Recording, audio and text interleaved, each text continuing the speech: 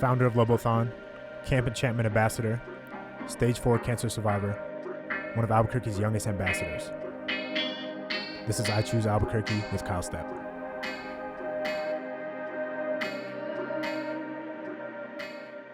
This is as excited as Drew gets.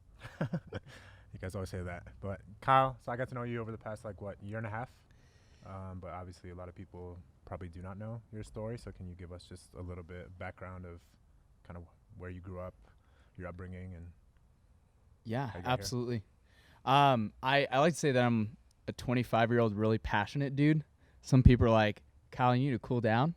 But I'm like, come on, baby. You come in hot? A little, sometimes too much. Oh, okay. But in every good way possible. So I was born here in Albuquerque, moved away when I was 4. Actually grew up a lot of my time in Las Vegas, Nevada. My mom and dad thought, got to get out of here. There's better opportunities. Actually grew up in just a really broken home. And I ended up landing back into New Mexico when I was a freshman in high school. And it was just one of those things in life where you knew it's going to totally change you for the better. Came back to New Mexico, went to Dunwoody High School, and as a freshman, all I wanted to do was play baseball. I wanted a brand new beginning, and my freshman year, my entire life turned around. In a moment, my freshman year completely changed me for the future, not knowing that it would actually set me down my path, not knowing it would eventually become my purpose in life. But my freshman year is a part of who I am. I can't deny it, but I was diagnosed with stage 4 bone cancer when I was a freshman. Shit. And that moment is what set me down my path for the rest of my life. Something that I wake up every single day that I'm aware of when I put my brace on, to when I have excruciating pain, to my numerous checkups year after year, my entire life. But at the same time, gave me something I'm so passionate about, that I just have this unconditional love for other people. But so my freshman year, my high school, I like to say that high school was not my time. I was trying to figure out who I was, battling cancer. But during that time, a lot of amazing people came into my life that I eventually found my purpose. Not only working for the headquarters of Children's Miracle Network hospitals, to doing some radically awesome things in college, to serving the community now. But no, I'm a 25-year-old that just loves to be outside in New Mexico. Drew always gives me a hard time. So we went kayaking a couple of weeks ago, and may or may not have flipped my kayak when it was the rushing water, and Drew's pulling me down the river, and I'm holding on to my kayak and holding on to him. First time kayaking as well. Yeah, my first time doing this. Yeah. But did you die? No, we didn't die. But I like to say is that I'm that guy that's always up for something. That's always up to try something new, go new places, experience new things in life. Because I think if there's one thing cancer did teach me, is you don't know if you have it tomorrow. That's what I was going to ask. I mean, I feel like you have an undeniably positive outlook on basically everything. Yeah. Did that change when you got that diagnosis, or have you always kind of had that? What's interesting is there's always someone in my life over the course of everything that's happened, whether it's the shitty stuff in life to my greatest moments. There's always a positive influence that helped me see what's next. I don't know. I tried to think within myself a lot of times about why do I have this outlook on life, and I look at it this way: there's no other way. There really isn't. Yeah, that's a good outlook. And I think that's how I look at not only my life in work, in my personal relationships, to tragedy, to opportunities. There's no other way but forward. Yeah. I mean, the past will shape you a little bit, but it's up to you to, see how that defines you going forward, right? Yeah, absolutely. Yeah. So stepping forward out of, coming through all that stuff, obviously you still struggle with some of that, but you're able to use that struggle and hurt, for lack of a better word, into your passion like you touched on. So can you tell us a little bit about what you did to co-found Lobothon and what all that was? Yeah. So really where I was able to kind of take the shit I went through in life and make it a bigger purpose. So all throughout treatment, one of the things is when you're in the hospital, your friends and your family become the other kids. I would be in the hospital 5 days a week, go home for 2, 5 days a week, go home for 2. Jesus. And I did that for 3.5 years. I didn't go to high school. That's great. I didn't get to have that traditional high school experience. You know, my first homecoming, I didn't even get to go. But my family became the other kids. I mean, my best friends were Cesar, were Deborah, were Levi, were Gatlin. You know, my first day when I got diagnosed, Levi comes in and says, "Hey, welcome to the unit. Let's play some FIFA." Or Gavin coming in with silly string, rolling in his wheelchair and says, "Hey, we got a wheelchair race after you get your leg and your surgery cut." And it was like that love of them that I just saw, this unconditional pursuit of just like love. And no matter the shit you go through, life's good. But one of the really crappy parts about cancer is not everyone makes it. Yeah. And there were 9 kids that I became extremely close with throughout my journey, and none of them made it. And so I knew after each one of them that when I wake up each day, how would they love? How would they live? How would they serve other people? And how can I make sure that their life lives on through my daily actions, through my work, through my service? Because when someone asks me, you know, why are you so happy? Why are you so optimistic?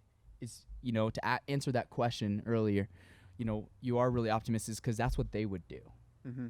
That's awesome. And so I had the opportunity my senior year of senior year of high school, to serve as a national ambassador for Children's Miracle Network. And this guy named Zach Johnson comes up to me we used to call it Celebration. It was our huge convention. So a little bit about Children's Miracle Network. We're a network of 170 children's hospitals nationally. We have a really unique model that 100% always stays local. Every dollar we raise stays in our local communities. So I got to represent UNM Children's Hospital. And to meet Zach Johnson, and this guy is this uncrazy energy. You know, he's the dude that's wearing the Converse with the wicked ties and the short sleeve shirt. Like, awesome. And he says, "Hey, I hear you're going to college next year. We got this thing called Dance Marathon." At this point, Dance Marathon's only on a little over 100 campuses, barely raising $10 million. Yes, $10 million sounds like a crazy number. Yeah. But last year alone was over $40 million and 400 campuses. Sheesh. Wow. And so my freshman time frame, how long did it take to scale that? that's 6 years. Okay. 6 years. This movement only started in 1991, and it's spread like wildfire all across the country. And so my freshman year, a group of friends and I, we said, "Hey, let's start this dance marathon at UNM." And I remember walking into the student activities office at the University of New Mexico, and they said, "Sorry, stuff like this doesn't work in New Mexico. The most we've ever seen raise is maybe $5,000. Being a freshman, you have all this passion. I said, "I'm going to prove you wrong." Mm-hmm. That's awesome. Yeah. Some people just be like, "Oh, okay, we can't do this here. All right, what's next?" But you Well, push, and push that's back, also right? kind of just speaks to the typical mentality that you sometimes find here, which is, you know, it's not a thing we do here. It's not possible Hasn't been done before. here. It hasn't been done here. It can't be successful for, you know, X, Y, and Z. So for you to challenge that, that's huge, you know. And now it's proven to be a successful program, you know, and it's raising all this money. I'm glad you did. So were you able to do it your freshman year, or did they nix it and you had to move on? So freshman year we couldn't do it. Okay. We faced consistent challenges with university policies. We had staff members or the university saying this isn't going to work. We can't have this. And so we came back to the drawing board sophomore year with a group of 13 of us, and we said we're going to make this work. But we knew that we only had about 4 months to go from $0 raised to we don't know where we're going to host the main dance marathon. What events are we doing throughout the year to really build the momentum, the recruitment, the awareness, the cause connection? How are we going to connect the students to the cause and show them that this is something to fight for? This is something that needs our generation. And lo and behold, March of 2014, at the end of 13.1 hours, we held up over $24,000. Sheesh. That's sick. That's New Mexico. And I'm so damn proud of the team from year over year that last year, the students, they raised over $105,000. Jeez. Oh, That's New Mexico. Yeah. Like college students did that. Has that student activities office said anything, like give you your pat on the back, or they're just keeping quiet and be like, oh man, we messed up a little bit? Never started dance marathon for me. Sure. And dance marathon, the students are now being celebrated and they're given resources. I mean, every year, like I always believe, we were talking about this earlier, Gavin, about when you start something, how do you build a system and how do you build a culture that everyone feels celebrated, every single person feels like they own it, it's their organization. Right. We always like to say dance marathon, the culture that we try to coach our students is we have a reverse hierarchy. The participants first, and the families that we serve are first. The executive director and the leadership team is at the bottom. That's cool. Okay. And so I think it's awesome. The students are being celebrated now, and they're given resources to grow the program, but they're really redefining what University of New Mexico looks like. Where are those donations coming from? They're coming directly from students that are like students pledging? Or, alumni? No, great question. So Dance Marathon is a completely participant movement. Each participant that signs up is raising money on asking their friends and their family to donate on their behalf. All that $105,000 came from students asking their friends and their family to donate. So it came directly from the Albuquerque community. Yeah, and other, their friends and family. Yeah, sure, absolutely. That are not That's awesome. From here, going to school. That's awesome. That's really cool. So what is next in that space for you? Because obviously you're not in college anymore. You're not a part of that. I'm sure that you're still do some like consultant roles for them, I'm sure, or answer questions. But what does that new role look like for you? No, absolutely. So, after I graduated college, I really thought like moving away was a solution. So I moved away to Indianapolis. I did some consulting for national fraternities and sororities. And honestly, how I landed back in New Mexico, I got into politics. I was doing fundraising for political campaigns. And on the day of the election, I get a call from my mentor at the headquarters of Children's Miracle Network and said, hey, we're building this new strategy of how we grow Dance Marathon. So Dance Marathon prior was really where you'd have a group of students like myself and the 12 others that said, hey, we want to bring Dance Marathon to our campus. And sometimes students have the gift and ability to recruit their entire campus, get everyone involved, get the resources. But being 1 or 13 on a campus of 5, 10, 25,000 is extremely hard. Yeah, absolutely. And so they said, hey, we want you to come on and be a part of creating a team that is going to build out a new national strategy of how we acquire and grow dance marathons for years to come. So my role now is I get to travel the country and work with universities that currently don't have dance marathons and bring it to their campus. I get to help recruit those 30 students that are going to build a movement on their campus that is going to have a lasting legacy and impact their children's hospital more than they can ever imagine. There's going to be kids in the hospital in these local communities that are going to get access to treatment. They're going to have the best quality health care. They're going to have the equipment that's going to save their life. They're going to have the services that's going to ensure that, when you get cancer and you get hurt, life doesn't stop. A lot of these kids are still in the hospital, so they need, to continue their education. Right. And so these college students are giving that gift. And so I get to travel the country and help build those programs on college campuses. That's awesome. Wow. While still living here in Albuquerque. Absolutely love it. Wow.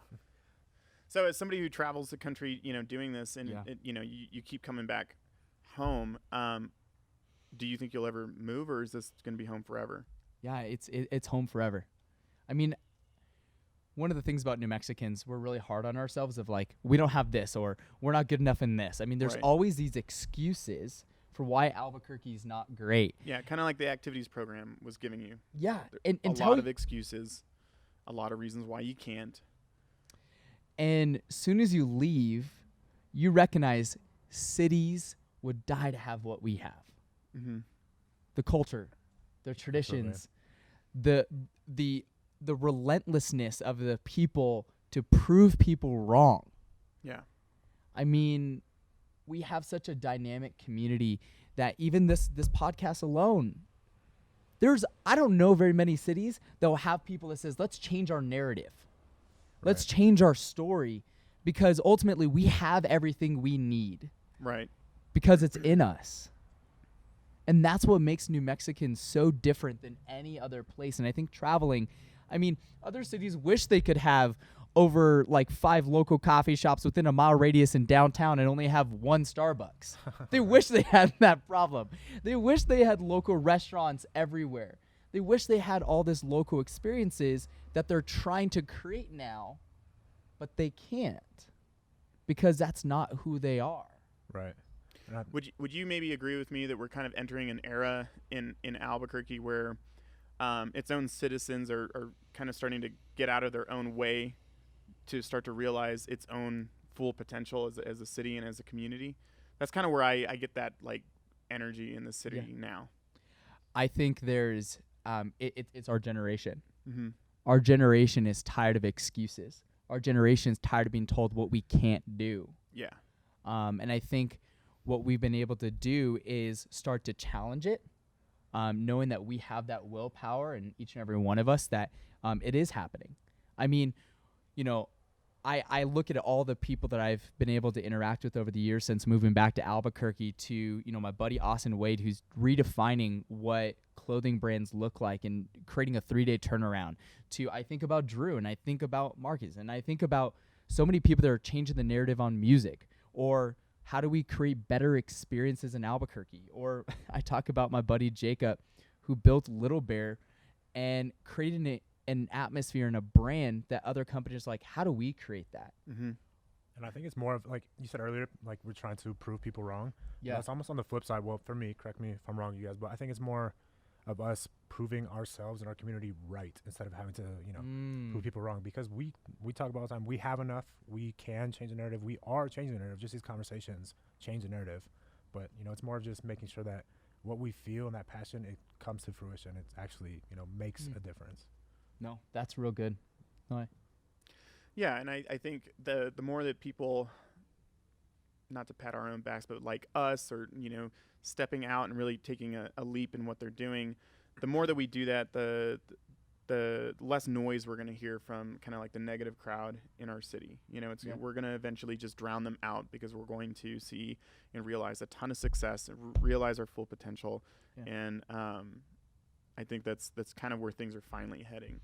You know, as somebody who's lived here pretty much my entire life, I feel like it's been in the last like 6 to 8 years that things have really started to shift. And I think you're right. It has to do with the young people in the city finally kind of gaining more and more power, you know, in the way that they, you know, are launching their own businesses, or they're creating these new spaces, like, you know, a coffee scene, a brew scene, a music scene, an art scene, that's really kind of like changing the entire landscape here. You know, it's interesting you say that. I mean, there's very few places that you could be 25, 26, 31 years old and be sitting at the table with the individuals that are creating the city. Yeah, that's and true. have access. That's true. I mean, New Mexicans think differently. Mm-hmm. You know, we're one of those places that we really value our own. We're also that place that's really hard on people that come out from the outside and say, let me change your city. Right. We're really bad about that. It's like, Yeah. don't tell us how to change don't the tell us city. how to Don't do anything. don't have to do anything. That's the pride. That's the pride of Right. But what's cool is I think we have leaders in this city that are finally embracing new ideas. Yeah, and new new ideas perspectives. without, like, you know, losing sight of who we are, you know, and what makes us great. You know, it's going to be a really well balanced blend between the two. Yeah, I think long term. No, absolutely. So you said that you went into like into politics for a little bit. Yep. And then pivoted back towards doing what you're doing now. So do you see yourself jumping back into that political space eventually, or have you kind of burned that bridge? Or I don't know. I don't know. You know, my grandfather, one thing I always took away from him was you'll know the time to serve. And service looks totally different for different people. You know, my love right now is helping my friends or serving on nonprofit boards throughout the city. I'm really passionate about, I work with a camp in New Mexico called Camp Enchantment. We have a summer camp that gives over 85 kids who have or had cancer a week to celebrate life. Yeah, and that's be awesome. normal. That's awesome. You know, that's, you know, working with local breweries and working with local restaurants to shirt I'm wearing right now, but is Love Beer, Hate Cancer. We launched that brand with Marble. But really right now my service is the community. And I think right now I don't know if it's politics.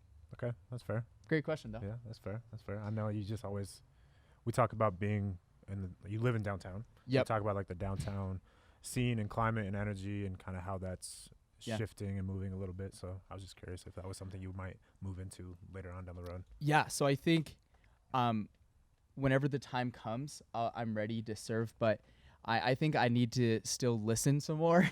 I think that's something. And I think one day maybe I will. I think sooner rather than later when I'm ready to serve. But I hate to say this. I don't want to be that kid that just runs for politics. Yeah. That just runs for office. I think I want to have something that is going to ultimately change and shift where we are right now. And you said you want to listen more. I think that's a big part of it because I don't know that politics and listening always go hand in hand. If anyone knows me well, I talk way too much. And I think that's been a lesson for me that I'm learning a lot more is to listen. And I think, I was thinking about this earlier. I was driving on my way here, and there's a lot of amazing people that are changing this city. We're all very similar. Mm-hmm. We're all connected one way or another. But a movement is not by those who start it, but those who join it. And I think there are so many people that have been disfranchised, disenchanted, that the reason why they're moving away is because they don't feel welcomed. They don't feel like their voice is heard. Yeah, like we're doing great things. There's so many amazing people doing fantastic things in the city. But how are we bridging that gap with that senior in college that is contemplating whether or not they want to stay here in Albuquerque or move away? What are we doing to make sure that they stay here? Right. What are we doing? Because at the end of the day, we got to change the way we do things. It's not just like, the narrative is going to be one thing, but how are we actually physically building relationships with one another that they want to stay here? Because you stay places because of the people. Right. Yeah, absolutely. End of the day. Absolutely.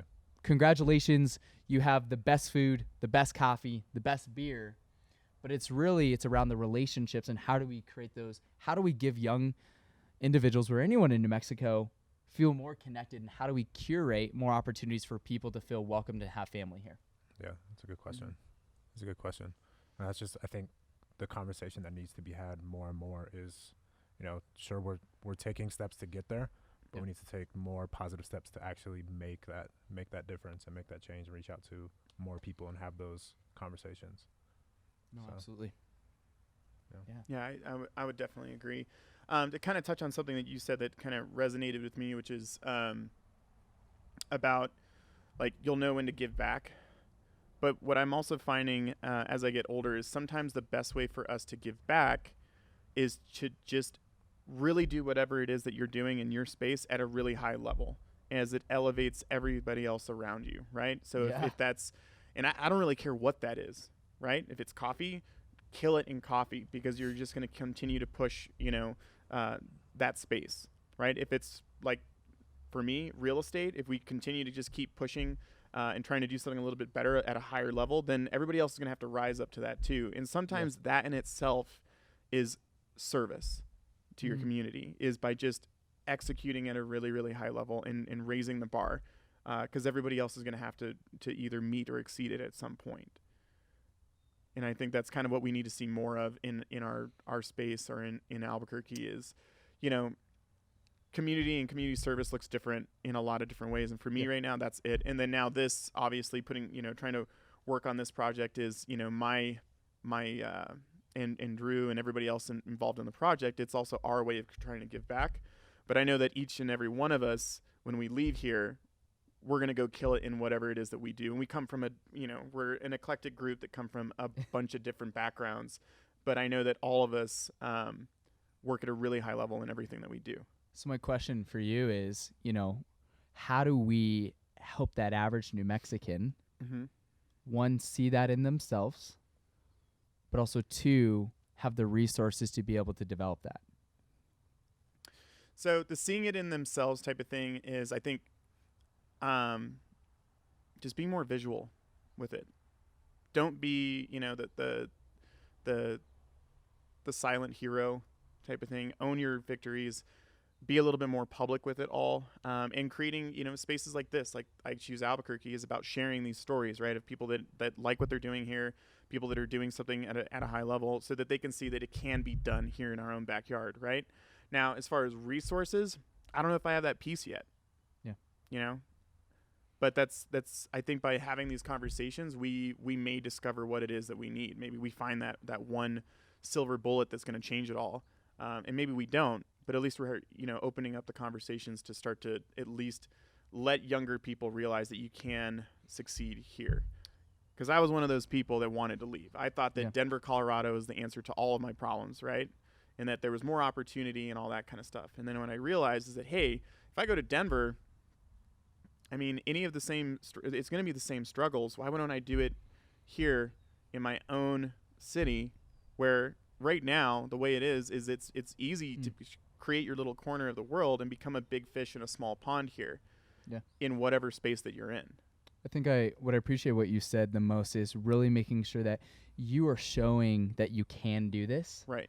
You're really putting it out there, but also to flip that is if we have individuals that are like, this is really badass. What you're doing is awesome.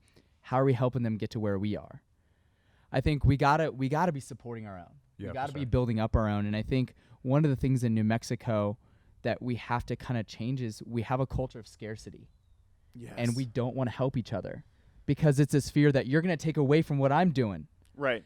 Right, when everyone can just bring more to the table. Yes, exactly. It's not like there's one pie and we're each person that we're adding is taking a piece of your pie, but no, they're bringing something completely different that's just adding to this greater economy. I really think is that we need to do more about especially if you're in the creative industry or if you're in the real estate industry or in the nonprofit industry, what are we doing? And if you're killing it in your game, if you're truly a leader, you're going to go out of your way to help those around you and get them to the same level you are. Because that's the only way we're going to move New Mexico forward until we change this mindset of like, oh, I'm doing all these things great. Awesome, you are. I got to keep it. Yeah, I got to keep it to myself. But how are we building up everyone else to get them to that same point? Because that's going to ultimately, we're at a tipping point. Because we've said this over and over. Albuquerque's at this tipping because I believe there's leaders in every industry right now that is absolutely killing it, that can compete with anyone across the country. But what are the leaders at the top of these industries doing to make sure that everyone else in their industry gets to that same level? Right. Yeah. Like you said earlier, right? So resources and that confidence that's within, I think that confidence that is within is a resource. Yeah. So like you needed the resource from your freshman year trying to start Lobothon. Yeah. They didn't put that confidence within you to go get it done.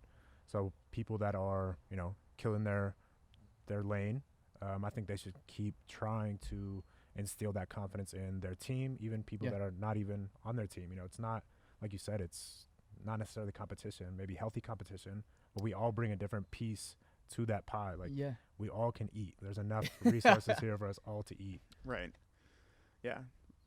I think we got to shift to an abundance mindset that we can all succeed here. We can all, we can have a lot of competition within, coffee. I'm doing it because I'm talking about coffee because I'm drinking it a lot. But also, like, look at the brew space, right? Yeah. In Albuquerque, it started off. I remember back in my college days, there were only a handful. There was like 5, right? There was like Marble. There was La Cumbre. There was Tractor. There was Bosky and probably Boxing Bear. Yeah. Right. And those were them, right? But now we've seen that that there's like this explosion in brew here, but I don't think that any one of them would be shitting on their competition. I think the brewery industry is a great example of what is the key to collaboration. Mm-hmm. I mean, you go to so many breweries and you see them doing a collaboration with the beer. I think about, Ex Novo and Little Bear and what they just did with their coffee stout. Or you look at like Marble, who's collaborating with so many distilleries or other breweries.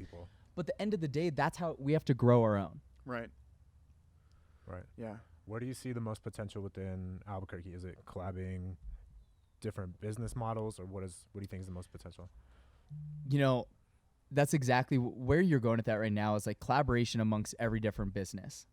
I think if the leaders in every industry and every lane can take what are their best talents and what are their gifts and apply it to one another, that's how we're going to grow.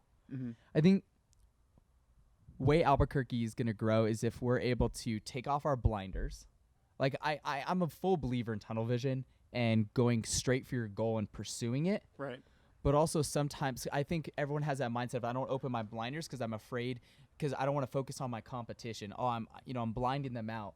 Albuquerque, we can't be that way. We got to open our blinders and say, okay, hey, there's this other restaurant or there's this other coffee shop, there's other brewery that has some crazy potential. Let me help them get to where we are. Right. And I think collaboration is going to be what can and should change this city. And that's where I think we start shifting. Yeah, and I think we're kind of moving into that. Yeah. I really do. I think people are taking ownership of that. Like things like Somos, right? We're just bringing together so many different things in like the art world, small business, all of that, and they are collabing. It's only for a day, yes, but that day is pretty special and pretty magical. So we need some more stuff like that, I think. Yeah. Well, speaking of change, what does Albuquerque look like ideally to you in the next 5 and 10 years? Yeah. I like your notes, by the way. Yeah, thanks. Yeah, you came prepared. You know, they always say the prepared. Actually, there's probably insert like something about preparedness and like doing well in life. Insert Preparation prevents poor results, I think. Something like that. Instagram quote. Honestly, I'm like that guy on Instagram that says like insert quote about blank. Yeah. It's kind of like because we all just Google the same thing. It's like how do I come off inspirational? Yeah, I've heard this one recently. Skip, like let's find something a little better. How do we create, I think in the next 5 to 10 years, is an ecosystem of possibility. Instead of saying what we can't do, instead of saying, hey, I have this idea. Sorry, that doesn't work here. Hey, we're bringing on this new business. Sorry, that type of business isn't going to work here in New Mexico. Right. But instead saying, hey, let's figure out how we can make this work. Right. Honestly, let's figure this out. Yeah. Right. I mean, that unknown is what we have to embrace. New Mexicans get so scared of that unknown. And I think is if we're willing to dive into that and explore the possibilities, but we have to create an ecosystem of taking risks. Mm-hmm. And really exploring those possibilities. And I think if we create that ecosystem, whether that is the conversations we have with one another or the way that we pursue a new business model or launch a new product or launch a new idea with the idea of this can be a reality. We don't know it right this second, but let's do everything we can to make it possible. Yeah, and feel deserving of it too. Yeah. You know what I mean? Like a little bit more of that why the fuck not attitude. Yeah. That's true. Yeah. Why not? Why can't you create a new space? Why can't you create a new whatever it is that you got going on? For us, it's like we wanted a new look on real estate. We wanted a new vibe, a new everything that's a little bit different than honestly, most real estate, everything in Albuquerque looks very, very similar. And there's a couple of younger teams that are doing it differently, and I know it's because it's a bunch of young people saying, well, why the fuck can't we do it like this? Because that's how they do it in another market. That's how they do it in California. That's how they do it in Dallas. That's how they do it in Denver. So why can't we bring those same principles here, but give it a little bit of that New Mexico flavor? Yeah. Yeah, I mean, we always talk about it. We're a melting pot, so we can take pieces of everywhere and then make them our own culturally, whatever, right here in Albuquerque. And I think we do a decent job at that, but we absolutely can do much, much better. I've always said, no, take the best and just make it better. Yeah. I mean, we don't have to reinvent the wheel. No. But it makes me excited. Like just having this conversation around where Albuquerque is going is like that feeling alone. I mean, you walk, it's so awesome, like going to, hanging out with your friends at Marble or going to Wine Dive or going to Safe House and having some drinks and having some food. And you talk with your friends. You're in this space of like, this wasn't here. It was 4 or not 5 years ago. It was not there when I was in college. It wasn't there when I was like growing up. Like it's completely different, and it's happened so quickly, and it's exciting. Like, and then even projects like this, like I can't tell you how just like excited, nervous I was to get this launched. Because it was like, we're finally going to be a part of this same movement, just in our own little area. No, absolutely. And I think this is so cool what y'all are doing. And, we were talking earlier about, y'all's buddy Kellogg and like what he did with the branding. I mean, we're changing the city and we have to do the best. Mm-hmm. I mean, we have our own talents. We have the gift. Now let's put it all together. Mm-hmm. And it's not about being Albuquerque standard of good. Right. It's good. We anywhere. talked about this. That's what we want it to be. We want it to be. You can put this in any place, drop it in, insert city here, and it's great there, not just here. Right. It's not good for Albuquerque, and how people use that kind of like tone, where it's like, it's Albuquerque, good, or that kind of thing. We need to be awesome and badass on a national level. Get some everywhere. I think the one main thing is, when Drew reached out to me about joining the podcast, one thing I thought about was like, I immediately texted Drew. I was like, there's so many fucking people that are so more badass. I mean, that's not even a word. Yeah, so much more badass than I am. That's what's in this city. Right. And I cannot wait for them to come on this and share their story, for us to be really exposing how fucking badass Albuquerque is. Yeah, it's true. I mean, there's so many individuals that are completely disrupting their industry. Yeah, we hope and plan to talk to all of you. Yeah. I mean, that's the goal. We would love this to get some momentum behind it. We'd love to have a lot of those great minds on here and really just be like the megaphone on social media, blasting it from the rooftops that we've got a lot of badass stuff going on here and some incredible minds doing things in their space. Yeah. But don't downplay what you're doing, because it is huge. Yeah, like, I mean, I appreciate Lobothon that. to everything that you do is huge, and we're lucky to have you as a guest and talk with you just about what is passionate about you, because I think your energy and your passion kind of seeps out, and it's been great. Yeah, appreciate it. No, there's just a love and compassion for other people, because the love and compassion other people poured into me. I just say that I was built by community, and I serve my community. I grew up, I mentioned this at the beginning of the show, but like, I grew up without my parents. I grew up in boys' homes. Mm-hmm. Where I found my identity, where I found my confidence, were just people that came in my life at divine times. Right. Things happen for a reason. That stranger became a friend, became a mentor, became my brother. And if it wasn't for those individuals, and the way that I look at Albuquerque is that I want to be that champion for those other people. I knew that I would not get here today. I mean, Lobothon would not be what it is today. Camp Enchantment would not be what it is today. Wasn't for countless other people. And I'm going to continue helping other people in their goals, their ambitions, and their passions. That's huge. Hell yeah. I don't think I want to follow that with anything else to say. Yeah. No, but cheers to this, guys. I'm super pumped to see where this goes. I'm excited to listen to future shows and who comes on. But you're going to be the reason why our generation chooses to stay here in Albuquerque, but also future generations. I think we will. We will be the reason. Yeah, appreciate you're that. part of this. And Thanks, every guest is a part of this. And thank you for coming on and sharing your story. Yeah, absolutely. Thanks, Kyle. Thanks, y'all. Thanks for being part of the conversation. Be sure to follow us on all of our social media platforms at I Choose Albuquerque.